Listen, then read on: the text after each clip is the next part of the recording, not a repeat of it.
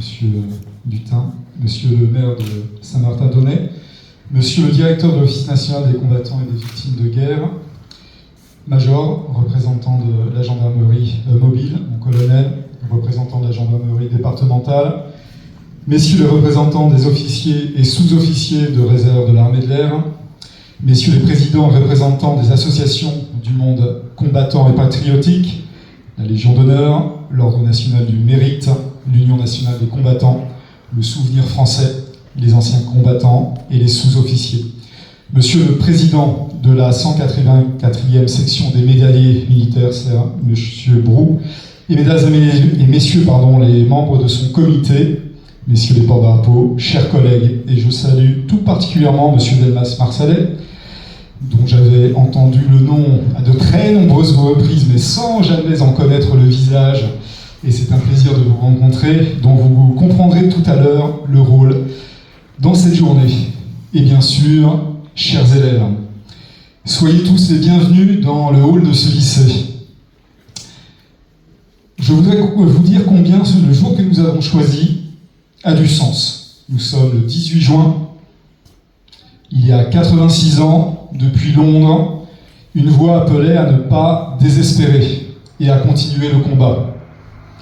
Ce n'est pas un hasard si chaque année, nos élèves portent cet appel devant le monument aux morts de la ville de Mont-de-Marsan. Recevoir aujourd'hui, à cette date précise, un drapeau confié par les médaillés militaires, ce n'est pas une coïncidence, c'est une fidélité. Permettez-moi tout d'abord de vous rappeler où nous nous trouvons. Ce lycée, le premier de Mont-de-Marsan, le premier des Landes, il a été inauguré le 15 octobre 1866 par le ministre de l'Instruction publique, M. Victor Duruy, dont il porte le nom aujourd'hui. Le ministre avait fait de notre ville un lieu d'expérimentation. Il y a créé l'un des tout premiers établissements d'enseignement secondaire spécial.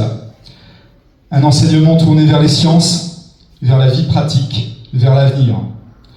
Dès l'origine donc, cette maison a été pensée comme un lieu où l'on prépare les générations qui viennent. Je puis vous assurer que cela n'a jamais changé.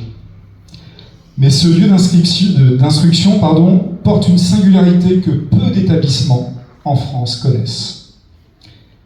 Car notre lycée n'est pas seulement un lieu où l'on a enseigné. C'est un lieu où on a soigné, où l'on a souffert. Il a vécu la guerre de près. En septembre 1914, alors que les premiers combats ensanglantent le nord du pays, l'armée évacue ses murs et y installe en quelques heures 500 blessés. Le lycée-caserne devient un lycée-hôpital. On couche les hommes sur la literie de l'internat et, quand ce n'était pas suffisant, sur de la paille. Puis l'établissement devient l'hôpital complémentaire numéro 38. On réquisitionne les laboratoires, la bibliothèque, la salle des professeurs. On y installe une pharmacie, une salle de radiographie. Pendant que les cours se poursuivent, tant bien que mal, dans des locaux de fortune en ville, ici, dans ces mêmes couloirs que vous empruntez chaque jour, des soldats meurent de leurs blessures. Au point qu'il faudra créer un cimetière militaire pour les accueillir. Et il faut le dire, ce lieu a soigné des blessés français comme des blessés allemands. La douleur des hommes, ici, n'a pas eu de nationalité. 26 ans plus tard, l'histoire frappe de nouveau à notre porte. Dès l'été 1940, le lycée est réquisitionné et occupé. Il ne retrouvera sa liberté qu'avec celle de la ville le 21 août 1944. Voilà pourquoi, lorsque vous traversez notre cours, vous ne pouvez pas ignorer ce qui se dresse en son milieu, un monument aux morts. La plupart de ces monuments trouvent leur siège sur une place, devant une mairie. Le nôtre est ici, au milieu des récréations, au milieu des rires, au milieu de la vie. Nos anciens élèves tombés pour la France veillent, en quelque sorte, sur ceux d'aujourd'hui. Les plaques, sculptées par Charles Herrion, au lendemain de la Grande Guerre, portent leur nom. Et c'est précisément à partir de cette plaque que, depuis de nombreuses années, notre établissement a entrepris un véritable travail de mémoire, car ces plaques portaient 94 noms.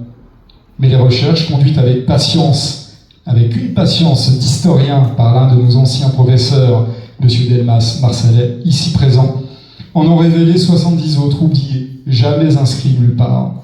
70 jeunes qui avaient usé leurs coudes sur les mêmes tables que vous, et que personne ne nommait plus. Un par un, on a reconstitué leur visage, leur parcours, les circonstances de leur mort. Rendre un nom à un oublié, c'est l'arracher une seconde fois au néant. C'est, je crois, le plus beau geste que puisse poser une école. Ce travail, nous ne l'avons pas mené seul. Depuis plus de 15 ans, nous le conduisons avec l'Office national des combattants.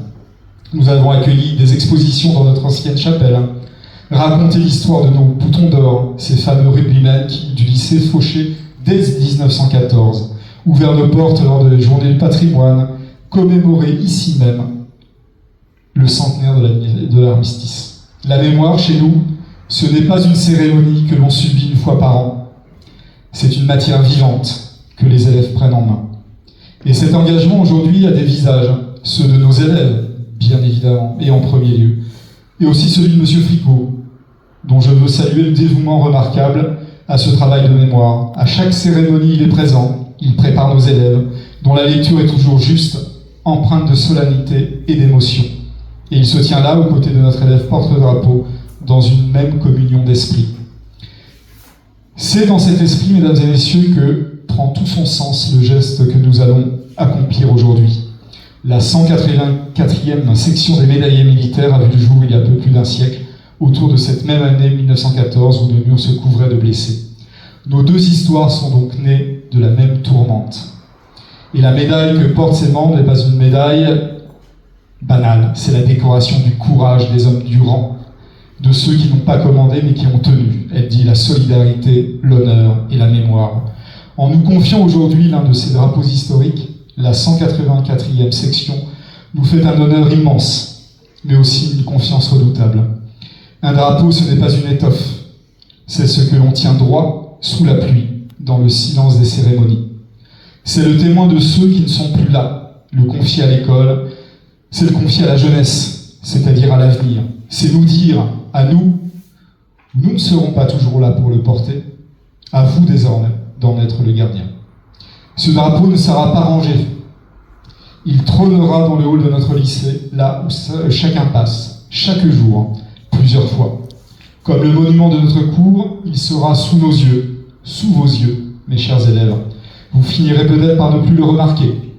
Et puis, un matin, à la veille d'un examen, et c'est de contexte, vous penserez à ceux qui, à votre âge, sur ces mêmes bancs, ont tout donné. Ce drapeau sera notre conscience tranquille et notre exigence silencieuse. Monsieur le Président, cher Monsieur Roux, au nom de toute la communauté éducative, enseignants, personnel et surtout élèves, je veux vous dire notre gratitude et notre fierté. Soyez assurés que ce drapeau sera ici, chez lui, et qu'il sera bien gardé. Mes chers élèves sont derrière, j'en ai vu quelques-uns. Ce que l'on vous transmet aujourd'hui, ce n'est pas un objet du passé, c'est un relais. La mémoire n'est pas le culte des cendres, c'est la transmission d'une flamme. Cette flamme, à partir d'aujourd'hui, elle est aussi entre vos mains. Je vous remercie.